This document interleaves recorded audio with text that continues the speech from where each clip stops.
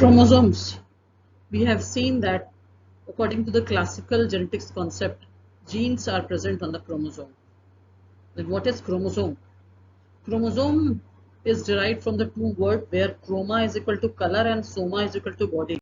यानी वो क्रोमोसोम जो है वो कलर चूंकि स्टेन को ले लेता है इसलिए उसे हम क्रोमोसोम कहते हैं. अगर क्रोमोसोम की डेफिनेशन देखें तो क्रोमोसोम्स थ्रेड लाइक स्ट्रक्चर होते हैं जो न्यूक्लियस में प्रेजेंट होते हैं और ये जेनेटिक इंफॉर्मेशन के कैरियर होते हैं अकॉर्डिंग टू क्लासिकल जेनेटिक्स की कंसेप्ट. बाद में जब डीएनए का मॉडल 1953 में वॉटसन एंड क्रिक ने दिया तब ये पता चला कि actually genes are the carrier of the genetic information from one generation to another.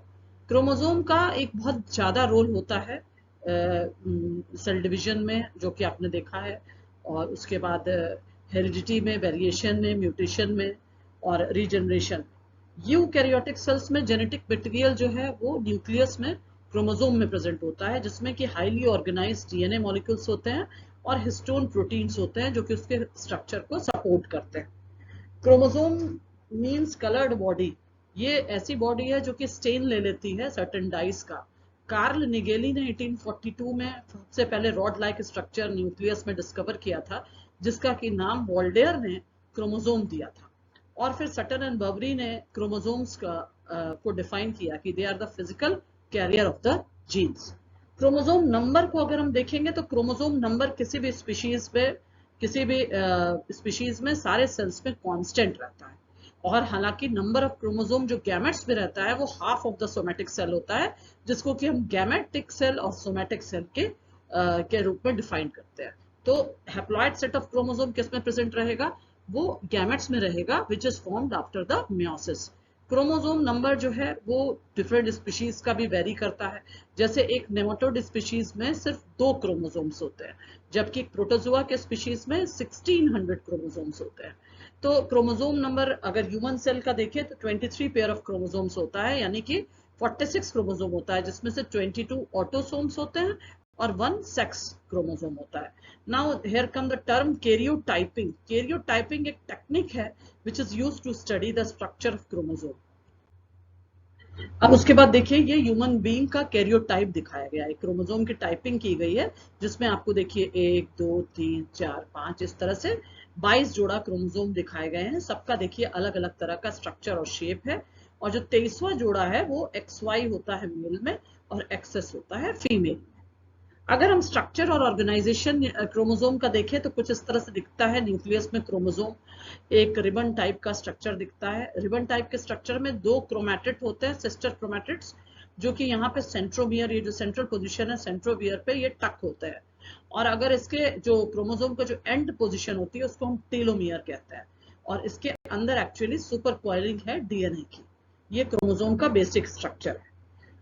अगर हम होमोलोगस क्रोमोसोम के बारे में जानना चाहें तो एक सेल में एक जोड़ा क्रोमोसोम होता है जो कि स्ट्रक्चरली और मॉर्फोलॉजिकली एक दूसरे के सिमिलर होता है. इन किसी भी इंडिविजुअल में एक होमोलोगस उसका मेल पेरेंट से आता है और दूसरा होमोलोगस उसके फीमेल पेरेंट से आता है. क्रोमोसोम जो है वो क्रोमैटिन से मिलकर बना रहता है जिसमें डीएनए और कुछ प्रोटीन्स होते हैं और एक क्रोमोसोम जो है hundreds and thousands of genes है उसमें प्रेजेंट रहता है जो thousands of protein को कोड करता है which is the central dogma of the biological science that DNA to RNA and RNA is protein. ये क्रोमोसोम के स्ट्रक्चर को और एलॉबरेट कर दिया गया है. जब सुपर कॉइलिंग को हम देखते हैं तो इसमें ये हिस्टोन्स हैं जो प्रोटीन्स हैं और फिर उसके बाद इसके अंदर डीएनए है जो कि एक डबल हेलिकल स्ट्रक्चर है जिसके बारे में एक अलग टॉपिक है आपके कोर्स में. अगर फिगर देखा जाए तो होमोलोगस क्रोमोसोम का इस तरह से ये ब्लू इसलिए दिखाया है क्योंकि ये इसका होमोलोग है और रेड अलग दिखाया है क्योंकि ये उसका दोनों अलग अलग है. और यहाँ पे जब वो लोग पेयरिंग करते हैं तो पेयरिंग करके ये जो जिगजैग टाइप का स्ट्रक्चर है इसको हम सिनेप्टोनेमल कॉम्प्लेक्स कहते हैं.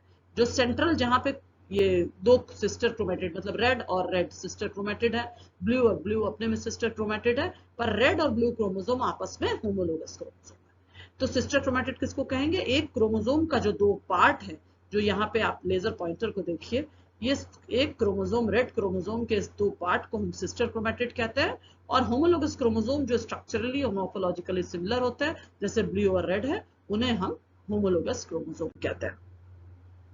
अगर हम इस तरह से फिर से क्रोमोसोम के स्ट्रक्चर को देखें और जीन की कंसेप्ट को समझने की कोशिश करें, तो ये एक सेंट्रोमियर पोजीशन है जिसपे दो क्रोमेटिड यहाँ पे इसी रीजन पे एक दूसरे से ज्वाइंट है, और इसके अंदर जो है डीएनए की इस तरह से कॉइलिंग है। तो मान लीजिए यहाँ से यहाँ तक जीन 2 हो गया और यहाँ से यहाँ तक जीन 1 हो गया, because we know that according to the concept of molecular genetics, genes are the few bases of the DNA। Chromosome का साइज और वेरिएशन जो डिपेंड करता है कि वो कौन से सेल डिवीजन के स्टेज पे है। ये लॉन्गेस्ट और थिनेस्ट होता है इंटरफेस में, और प्रोफेस के ऑनसेट के बाद में इसकी जो लेंथ है वो डिक्रीज कर जाती है और थिकनेस इंक्रीज हो जाती है। और स्मॉलेस्ट क्रोमोसोम हम एनाफेस में देखते हैं। क्रोमोसोम्स जो है वो माइटोटिक मेटाफेस में ही स्टडी किया जाता है सेल डिवीजन के प्रैक्टिकल में। क्रोमोसोम्स का साइज है, प्लांट्स में लॉन्गर क्रोमोसोम्स होते हैं, स्पीशीज जिसमें लोअर नंबर ऑफ क्रोमोसोम्स होता है उसमें लॉन्गर क्रोमोसोम्स होता है। उसी तरह डाइकॉट में हायर नंबर ऑफ क्रोमोसोम्स होते हैं और मोनोकॉट्स में कम होते हैं। अब क्रोमोसोम को हम डिफाइन कैसे करते हैं? Based on the position of the centromere. Telocentric तब हम कहेंगे जब chromosome with centromere present on the proximal and, और इसमें एक क्रोमोसोम की जो आर्म है वो सेंट्रोमियर के हिसाब से शॉर्ट आर्म और लॉन्ग आर्म में डिफाइन की जाती है, तो इसमें एक शॉर्ट आर्म प्रेजेंट होती है। एक्रोसेंट्रिक हम कहेंगे जबकि एकदम एक एंड पे प्रेजेंट होगा, जिसका फिगर अभी हम आपको दिखाएंगे, जिसमें एक बहुत छोटी सी शॉर्ट आर्म होगी और एक एक्सेप्शनली लॉन्ग आर्म होगी। सब मेटासेंट्रिक हम इसको एल शेप का क्रोमोसोम कहेंगे, जिसमें सेंट्रोमियर के पास एक सेंट्रोमियर जो है वो जे शेप का, मतलब इस तरह से दिखेगा जो फिगर में आपको दिखाएगा, जिसमें अनइक्वल आर्म्स रहेगी। मेटासेंट्रिक तब हम कहेंगे जिसमें सेंट्रोमियर एकदम मिडल में है, जिसमें दो